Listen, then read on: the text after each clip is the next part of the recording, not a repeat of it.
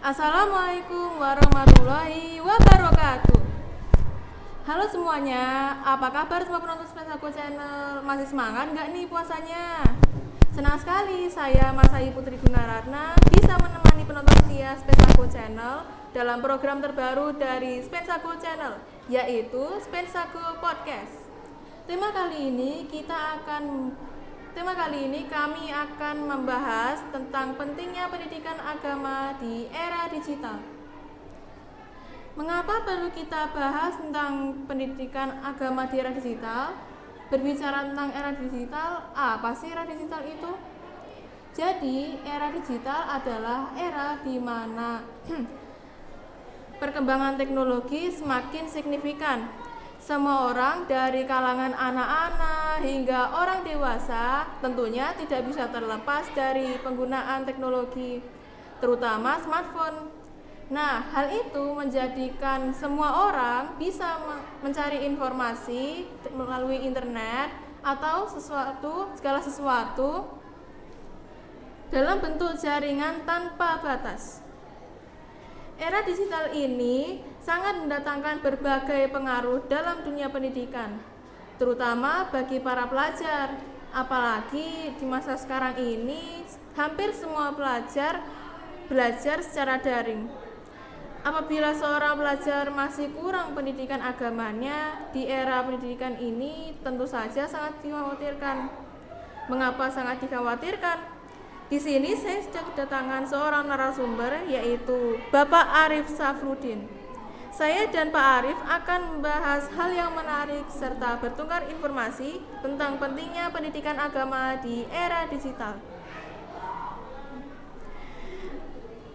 Apakah pendidikan agama dan pendidikan umum itu sama pentingnya? Ya, baik, terima kasih. Assalamualaikum warahmatullahi wabarakatuh. Mungkin perlu saya perkenalkan dulu. Jadi nama seperti disebutkan oleh host tadi, Arif Safrudin. Saya di antara anak-anak, saya percaya sudah sebagian besar kenal. Ya, saya mengajar mata pelajaran PKN kelas 9 dan kelas 8 sebagian. Baik, apa tadi pertanyaan? Apakah pendidikan agama dan pendidikan umum itu sama pentingnya?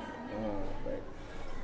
Yang pertama, sebenarnya ya saya pribadi tidak setuju pendidikan itu dikelompokkan, agama, kemudian umum, dipolarisasi, terpisah antara umum dengan agama.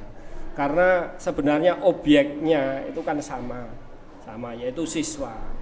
Jadi pendidikan itu membentuk karakter, membentuk pengetahuan, yang mana yang dibentuk itu terintegrasi satu orang itu, satu person tersebut.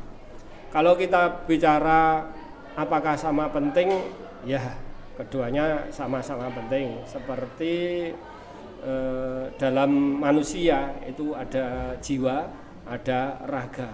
Penting mana jiwa dan raga? Itu semuanya adalah sama-sama penting. Kita harus sehat secara raga, tetapi kita juga harus sehat secara jiwa.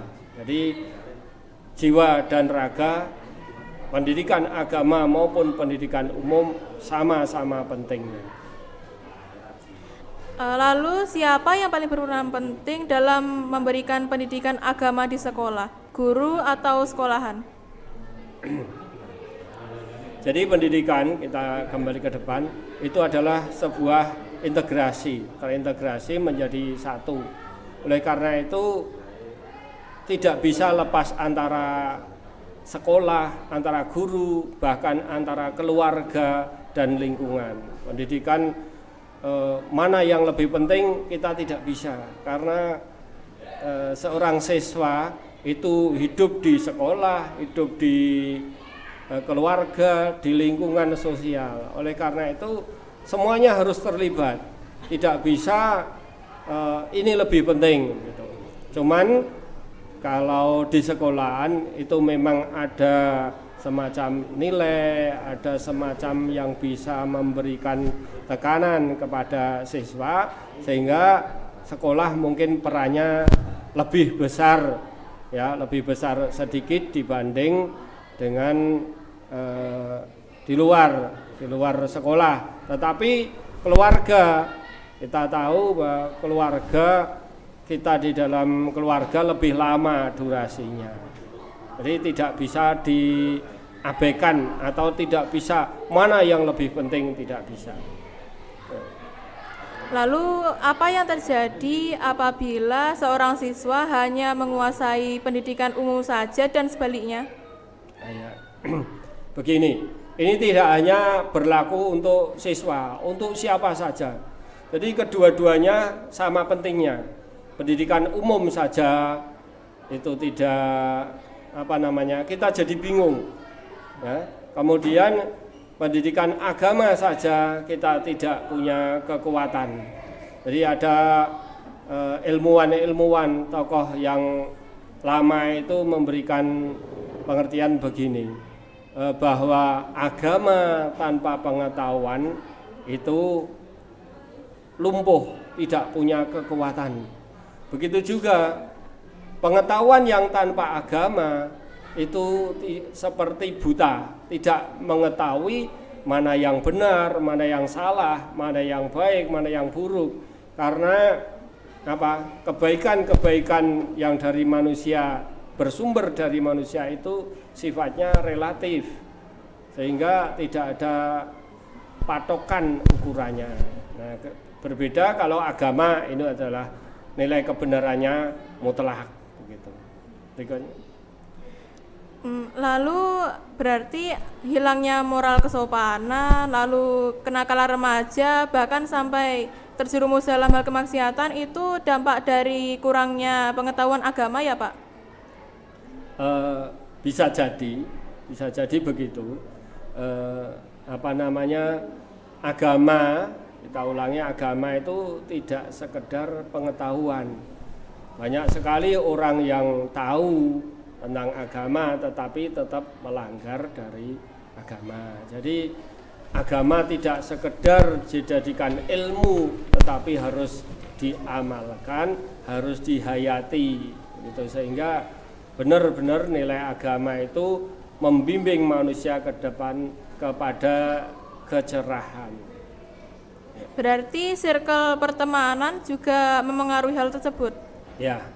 Jadi bagaimana kita berteman gitu ya, bagaimana kita mencari teman di dalam lingkungan pertemanan yang bagaimana, itu sangat mempengaruhi, terutama para remaja seperti anak sekolah itu pengaruh sekali.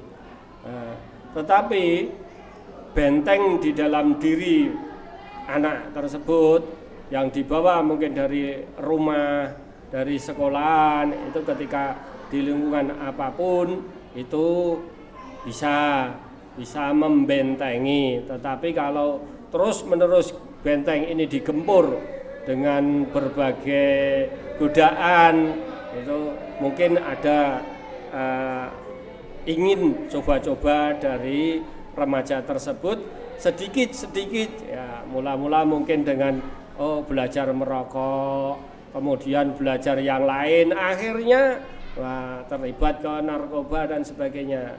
Tetapi orang yang sudah memegang teguh, ini tidak boleh, ini halal, ini haram, ini menuju kepada keburukan, dari awalnya sudah dibentengi, insya Allah berteman kepada siapa saja itu bisa membentengi, bisa menjaga diri. Ya. Ada hal lain yang bisa mengaruhi pelajar yang kurang pendidikan agama nggak Pak? Maksudnya gimana? Misalkan seperti penggunaan sosial media secara bebas gitu Pak. Oh ya. Kadang kita menyalahkan gitu ya, sosial media dengan membawa dampak buruk, membawa pengaruh-pengaruh yang tidak kita inginkan. Tapi sebenarnya alat media sosial kita anggap saja sebagai alat internet dan yang lain, itu sebenarnya posisinya adalah netral. Dia bisa jadi positif, bisa jadi negatif, tergantung siapa yang membawa. tergantung bagaimana kita membawakan. Walaupun kita tidak pungkiri pengaruh di dalam internet memang negatifnya banyak sekali. Tapi kalau kita mencari positifnya juga baik sekali, banyak sekali. Jadi saya ulangi, yang penting bagaimana para siswa, para pelajar ya SMP 1 terutama itu bisa memfilter mana informasi yang boleh diserap, yang harus diserap, dan mana yang itu harus kita hindari.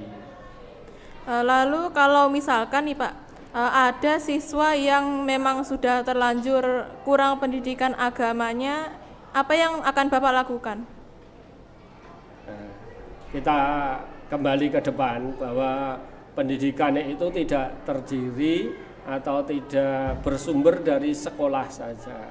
Cobalah anak-anak di sekolah hanya berapa jam. Padahal pergaulan kan berapa jam di luar, berapa jam di keluarga. Sehingga kalau misalkan sekolah melakukan suatu hal pembiasaan yang baik, misalkan sholat zuhur berjamaah atau sebelum pelajaran berdoa dan sebagainya, pembiasaan yang baik. Tapi kalau itu tidak direspon, tidak di follow up, tidak ditindaklanjuti di lingkungan keluarga atau di lingkungan masyarakat, saya kira pengaruhnya akan hanya sedikit seperti angin lalu begitu saja. Jadi sekolah itu harus bersama-sama dengan lingkungan keluarga dan lingkungan masyarakat. Oleh karena itu, kalau memang di sekolah terjadi pelanggaran-pelanggaran terhadap terutama norma-norma sekolahan atau lebih jauh lagi ke pelanggaran norma hukum misalkan, itu orang tua pasti didatangkan di sekolah untuk mendapatkan informasi tentang anaknya, dan juga supaya orang tua itu bertindak nanti di luar sekolah itu bersama-sama untuk membenahi anak yang sekiranya kurang sesuai dengan norma tersebut. Oke, yang terakhir, apa pesan dari Bapak untuk para siswa, terutama untuk siswa SMP 1 Gundang? Anak-anakku semua, bahwa ke depan itu akan terjadi kemajuan-kemajuan dalam berbagai hal. Ini tidak bisa kita pungkiri. Oleh karena itu, bersiaplah diri kalian terhadap masa depan itu dengan ilmu pengetahuan. Dengan belajarlah yang sebanyak-banyaknya, setinggi-tingginya, apapun harus kamu ketahui. Namun itu semua harus dibentengi, harus diberi arah dengan pembelajaran, dengan pendidikan agama yang tidak hanya dipelajari tapi diamalkan juga dihayati. Sukses untuk kalian semua. Oke, ini tadi penjelasan dari Bapak Arif Safrudin tentang pentingnya pendidikan agama di era digital. Jadi, pendidikan agama di era digital sangat penting ya teman. Karena di era digital ini, apapun yang tidak bisa terjadi, bisa saja terjadi. Kita harus bisa membedakan mana yang baik dan mana yang buruk, agar kita senantiasa mendapat perlindungan dari Allah Subhanahu wa Ta'ala, serta pendidikan agama bisa dapat membentuk pelajar yang cakap ilmu dan keterampilan sehingga mampu bersaing di ranah internasional. Sekian podcast dari kami, semoga yang disampaikan bisa bermanfaat untuk para penonton setia Spensago Channel. Saya sebagai host pamit undur diri, apabila ada salah kata dan perbuatan, saya mohon maaf. Jangan lupa like, comment, share, serta subscribe channel ini. Akhir kata, wassalamualaikum warahmatullahi wabarakatuh. Waalaikumsalam.